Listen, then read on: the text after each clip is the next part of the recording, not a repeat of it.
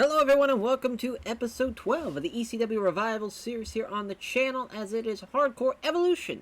And my god, what a fucking show we have for you tonight. Oh my god. We got Brock Lesnar, Rob Van Dam in the main event. That has been so far best match on the series so far.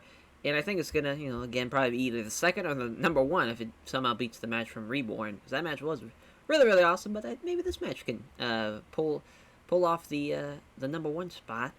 As far as there's also, you got tag team title matchup, Second City Saints, the Dudley Boys, crowning our first network champion, a four-way of Drew McIntyre, Prince Devitt, Chris Hero, and Tommy End, and Melissa Anderson and Paige. But there's a stipulation added to that matchup, which we'll talk about when we run the show.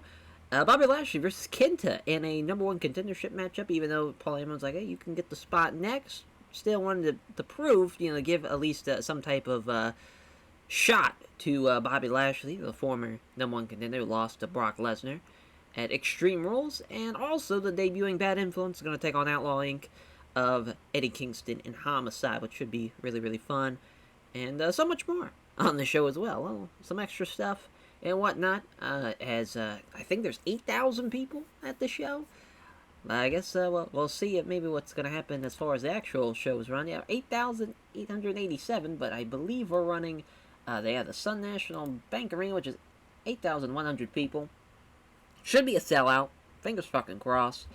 And so, yeah, without further ado, let's run the goddamn show. Let's get right into it. We are wasting no time. No pre-show, nothing like that.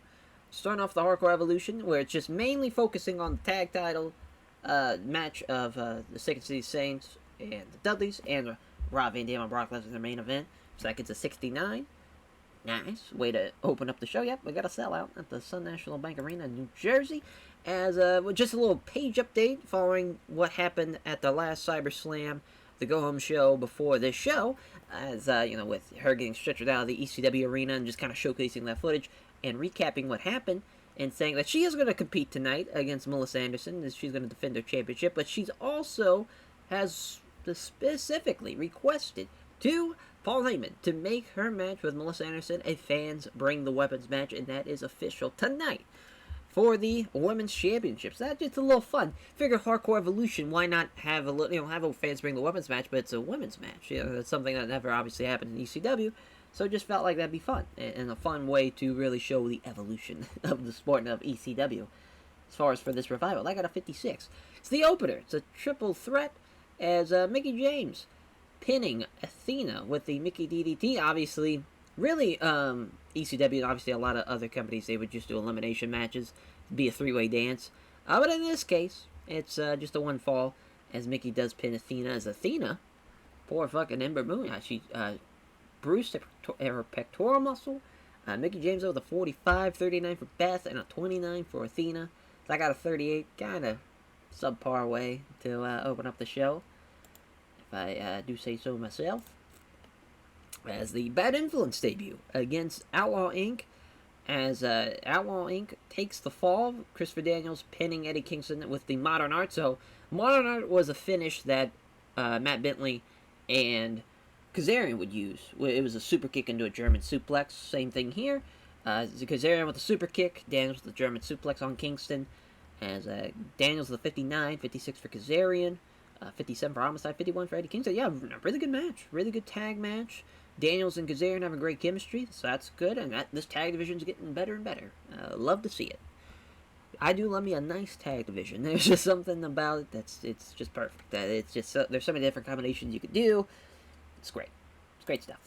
As the next matchup, so the number one contendership matchup, and Kenta getting the win with the go to sleep on Bobby Lashley. That's probably not how the finish would go. Obviously, Bobby Lashley a bit of a heavier guy. Don't think Kenta could have got him up for a go to sleep. Maybe he could have. But really just to protect Bobby Lashley as well. Probably a couple of Busaiku knees, like 3 or 4. Like just like Busaiku knee to death type of thing, where it's one after another. Bobby Lashley gets down, like on his knees, and another one to behind, the back of the head. The third one to end it. Just Kenta raining in like a fucking blitzkrieg on Bobby Lashley and getting the win too. As he has sealed his fate against if it's going to be Brock Lesnar or if it's going to be Rob Van Dam. That is the next title match. Kenta versus question mark. Really good match. 58. I mean, I was a little nervous about it, but Bobby Lashley was very, very fierce about this, though. Kept him strong. He still was pissed about it, so we're going to have to give him some love. As the fans bring the weapons match, yeah, they forgot the... so they actually, awkward bow because they don't click. That is what we found out last time. Now, Melissa Anderson did outperform Paige. Probably could have beat her, to be honest, but Paige with the Rampage, 1309, as makes the first, defense number 2, rather, of the women's title. It's Paige, defending it against Karma. Well, Karma, and then Melissa Anderson now. So far, the women's title reign's done pretty well. I was a little nervous about the women's division at first, but a couple months in now, it's starting to slowly piece together. We're almost there as far as a woman, or just any woman doing a 50. Mickey James is really, really close with the 49, but with her, Melissa Anderson, Paige, it's not a bad division. It's coming together. It's coming together slowly but surely, as the network 4-way goes a little bit like this. So around 8-9 minutes, we see the interference from Daniels and Kazarian on Hero. Devitt and Drew are on the outside. They're even, kind of in the crowd, kind of towards the entranceway, so they're a little bit farther away. With the Sinister Minister at ringside, too, to help out and even to Jerry's kind of getting involved with Devitt and Drew McIntyre to really help Tommy Inn get this win after the interference. Roundhouse kick from Tommy Inn, pinning Chris Hero, and we have our first network champion. It's the guy who had the worst performance in the match. I can't help but try to push Tommy in. I just can't do it. He's got such a great premise. He's got some great guys around him. We got Sinister Minister, we got Raven now. With also protecting Drew McIntyre and Prince Devitt too at the same time. Obviously, Hero. We're gonna, I think it's pretty much. It's not even like spoiler alert at this point. I feel like it's been built up to this point. Next, Cyber Slam. It's gonna be Bad Influence, Kings of Wrestling. So we have that building as well. And then afterwards, after he has won his championship, being the first ever network champion, Tommy Dreamer comes out and takes out Tommy Inn, Raven, to Jerry with kendo sticks, laying them all out. And Sinister Minister just kind of hightails it out of there. Tommy Dreamer, a man possessed, looking like he's taken a lot of shit from a lot of people these past couple of weeks. From Raven returning and cutting the promo on him. Brock Lesnar even shitting on ECW, shitting on Tommy Dreamer and shitting on the ECW originals. And just finally letting it all out, taking out everybody with a kendo stick. And, it looks like Tommy Dreamer, he's looking like he hasn't even slept in, days. Like, he is just really in a manic state, if you will, on this appearance by taking them all out. And he is not looking too hot. But he, at least here, is coming out on the winning end of an angle and taking them all out with a kendo stick. 34, expected. Anything with Dreamer, and it seems like it's in the 30s. Or, just kind of is what it is there. Wow, the tag title matchup is a 75, as the Second City Saints do get the win. As Punk taps out Devon with the Anaconda Vice, as getting the win, and are the new ECW World Tag Team Champions. Punk with a 80. 81 for Bubba. Bubba actually outperforms CM Punk. That's kind of funny. Devon with a 65. 47 for Cabana. I want to say this match was hardcore, yeah. So that's why Cabana didn't do so hot. But still, really the idea was we needed to do a hardcore match. I knew Bubba and Punk would do pretty well in that. And it was fun. The tables got involved. Cabana got put through the 3D. At one point, it looked like there was going to be a pinfall, but Punk broke it up.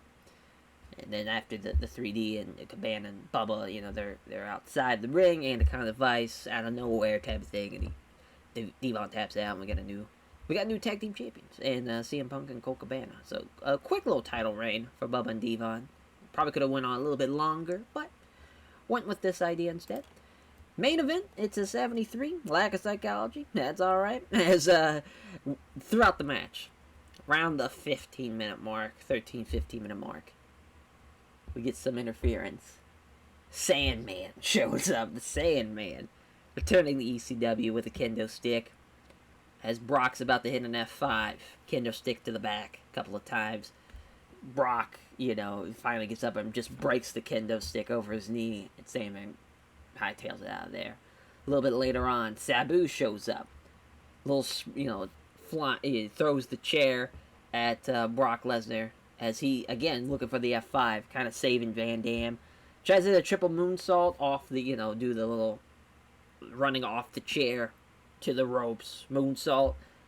Brock catches him and throws him. Throws him onto Sandman on the outside. Sandman, I mean, this is like what? Probably Sandman's 2014, so he's like high in his 40s, maybe in his 50s. Like old man Sandman trying to catch old man Sabu on a dive. Probably wouldn't have went well. But finally, Brock Lesnar gets all the Van Damme and hits the F5, getting the win. And weirdly enough, the tag title matchup actually outperformed this, so that's fun. Van Damme with a 68. Felt like his performance kind of went down as of late, so that's not doing too hot. But I mean, still, as far as just kind of the road agent thing, yeah, it looks like it went pretty well. Just some kind of backstage stuff. Yeah, penalized for his explosive ring style. Oh, poor use of it. All right, well, I mean, still a really good show. 71 increased our pop in a lot of places, 17 places.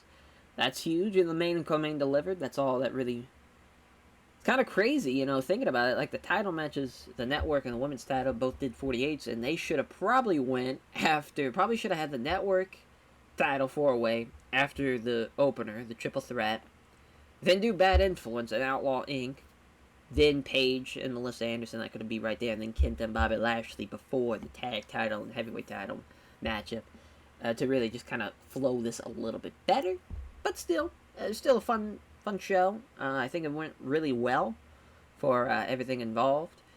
ECW right now, I mean, we got our main players. We got Brock, Van Damme, Punk, Bubba. Bubba's killing it. Kenta's doing pretty well. Bobby Lashley in the 60s. In the tag division's coming together well now. Bad Influence having a good debut.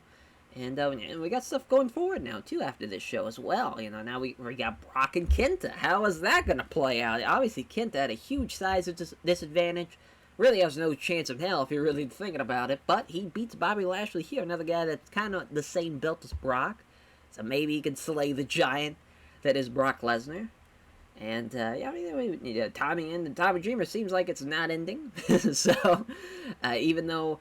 to the dismay of TEW, I feel like TEW's like, stop doing it. Stop doing it, Max. You're doing 30s every time you do it. But the story has to be told some more. We still got some wrinkles in it. And, we'll see how Network Champion Tommy N goes. Probably won't go too hot. And Paige keeps her Women's Championship a little bit longer.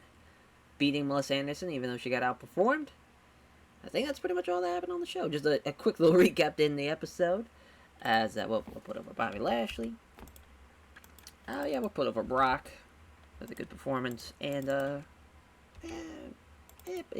trying to think who else, because we give it to stuff. Probably Melissa Anderson, to be honest. Because she's really been killing it. Really been killing it. We're going to give her some love. Thank you all for watching at Hardcore Evolution. What a show. As we got a 71. But things are happening for ECW.